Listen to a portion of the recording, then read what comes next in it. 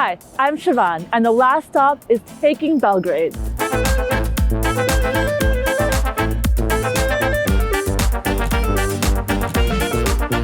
Onaj momak. I have no idea. It's alive. It's alive. Belgrade has been around the block. It's taken so many forms since the beginnings of its settlement. Actually, it's been fought over in 115 wars and razed to the ground 44 times. Today, we're going to a place that empires have contended for centuries, Zemun. It's a town located along the banks of the Danube, and locals actually call it a city in the city. And I'm so curious to know why. So let's go to the last stop, where the adventure begins.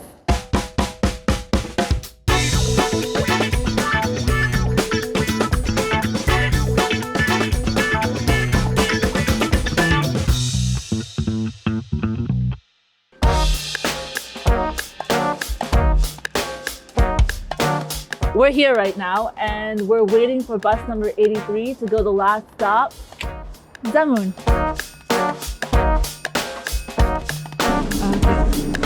My bus ticket!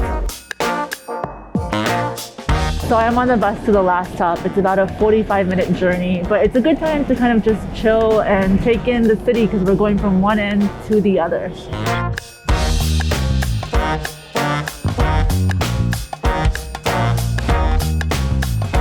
I just got off the bus. I have no idea where we are, or at least like what direction to go in, and I don't have data on my phone, so I'm just gonna ask the bus driver which direction is the quay. Which direction is the quay? Water. You got any restaurant? Kafana? Oh, Gordosh Tower. Gordosh. Samo tamo. Pa ovako. Okay. Okay. Thank you. Bye. Okay, so he said let's go straight, left, right, left. Well, let's just go straight and then we'll find someone else to ask which way to go.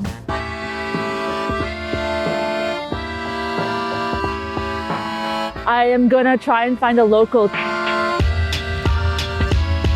I just wanted to know if there's a place I can get a breakfast pastry, a bakery over here that you really liked. Next to Light signal. Next light signal? Yes. left. Left. Left and left side. What's the name? Zlatni Gold. glas, the gold. Gold. Ne znam kako. I don't Okay, are you from Zemun? Gold? Yes. What is Belgrade? No. Belgrade is nice place to wait bus for Zemun. Well, how long have you lived in Zemun? I born. You were born in Zemun. So is it Zemunskis? No. Yes. Yeah. Thank you so much. Okay, so here's the light that they mentioned. I'm gonna take a left from here and hopefully the bakery is down the street.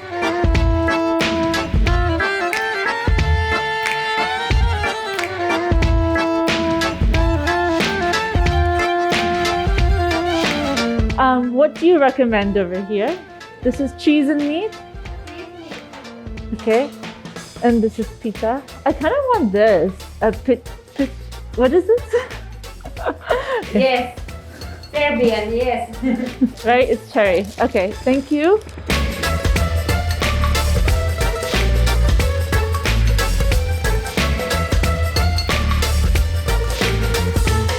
I'm in the car right now and we were walking, but it's so cold. So I met up with my friend Slav, who is giving us a ride right now to the center of Zemun. Slav, thank you. Sure, you're welcome. Starting in the early 1500s, control over Zemun passed back and forth between the Ottomans and the Habsburgs. Even when the Ottomans retook Belgrade in the 1700s, Zemun remained under Habsburg rule. The town was the last Austrian outpost on the border with the enemy. Nowadays, Zemun is officially part of Belgrade, but locals remain fiercely proud of their unique history and identity. I stumble upon the Zemun market that sells fruits, vegetables, and freshly caught fish from the Danube.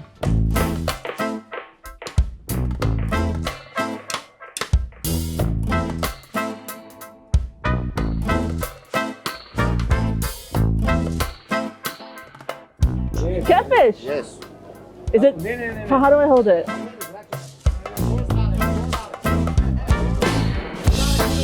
is my catfish. And it's fresh catfish. Fresh catfish is live. It's alive. Yes. Oh, poor fish. Okay, well, Zemun is famous for fish. It's a town along the Danube. Okay, so this is catfish and it's alive, and we're in the Zemun market right now. How long have you lived in Zemun for? 20 years. You lived in Zemun for 20 years. Yeah. Is it different from the rest of Belgrade? If so, how? It's more energy. Oh, it's more energy in Zemun. Yeah. More life. Yes, of course. People come to Zemun, what fish should they have? Smooch. Ooh, look at this. You have to look at this. It's frozen just like my hand. Thank you.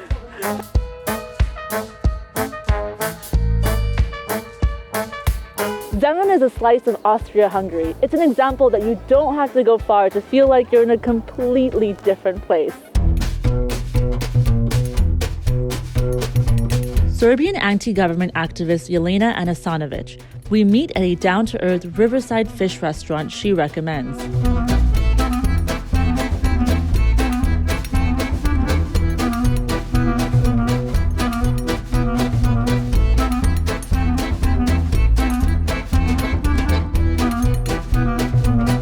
How would you describe Zemun, and how does Zemun fit into Belgrade as a city?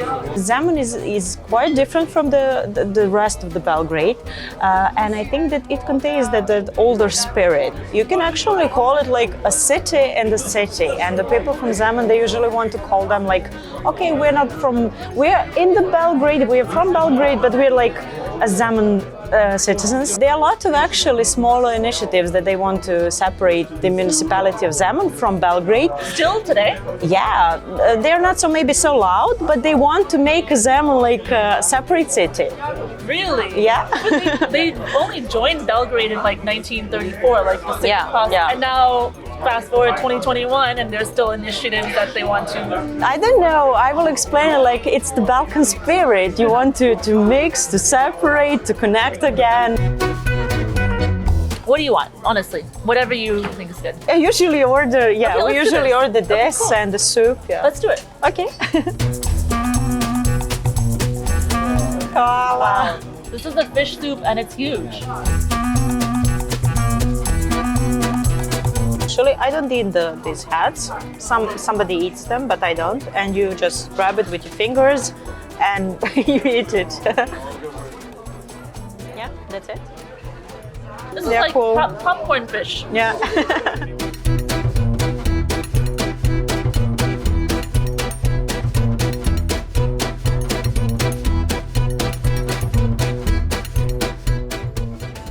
Jelena is the face of the 1 in 5 million protests, accusing President Alexander Vučić of being autocratic. Protesters demanded free elections and media, as well as an end to political violence.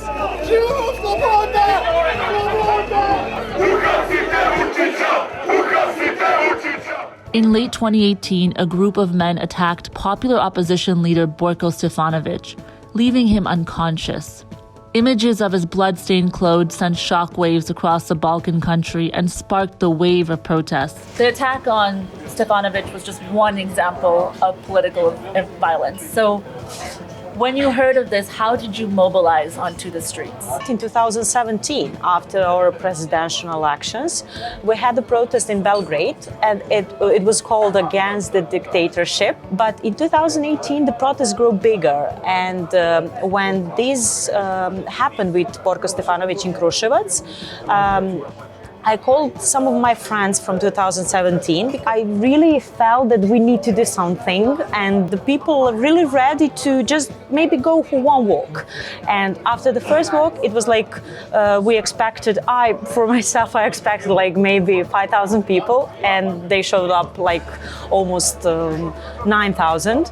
So it was like spontaneously growing and growing. We go through from week to week. So that's actually how the protest started. We're not on the streets because of, I don't know, not only because of Borko Stefanovic, not only because of media freedom, not only because of violence. We all have our personal demands, and everyone who was there on that truck, like it was our stage, they were climbing on the truck and speak in public in front of the crowd. They were like adding their own demands. So it was like the protest actually started to be a new media, like a new place that you can speak for yourself and speak for the others. What was the atmosphere on the streets? We started to deal with our fear, and that was the best feeling ever. In a popular revolution, Serbs ousted Slobodan Milosevic in 2000. They hoped authoritarianism ended with Milosevic, but critics say President Vučić has revived nationalistic rhetoric and official propaganda. But as he curbs democratic freedoms at home, he's portrayed himself as a pro-European leader and pushed for Serbia's membership into the EU. Can you explain more about how he's pretending or saying he wants to take Serbia into the EU, but on the other hand, at home, the grip is tightening on democracy? The manipulation and that populism, it's not stopping. One of the things that really shakes us the most is like the silence of the European Union. Why were you out there? What compelled you to take to the streets for months? The journalists, the actors, the artists, the professors, lawyers, workers, they're not able to speak. In Serbia, in the smaller municipalities, in smaller cities, if you speak something against the government, the local government, then they consider you not like just the opponent. They consider you as an enemy. So you can lose your job, you can be threatened, you can be beaten. They really tries to like put the chains of our freedom. Are you considered an enemy? The government consider us or anyone who speaks something like critical, different, with a different point of view, wants something to be changed or speak loudly, is considered as an enemy. Jelena became a national target for speaking out.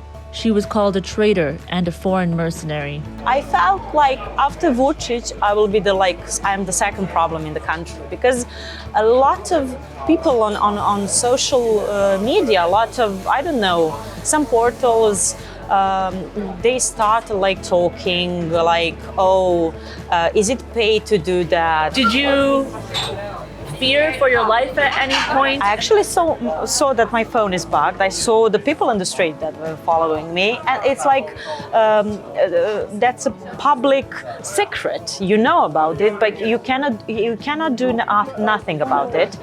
But I really I think that I was very idealistic about it. Now, when I'm thinking about the protests, about myself and my behavior, then I'm really. I cannot explain to myself how that I have so much courage that back then. As the protests gained momentum, Jelena says it was tough coming face to face with political realities. Our opposition, it's still not like facing the truth that they really need to change in a way.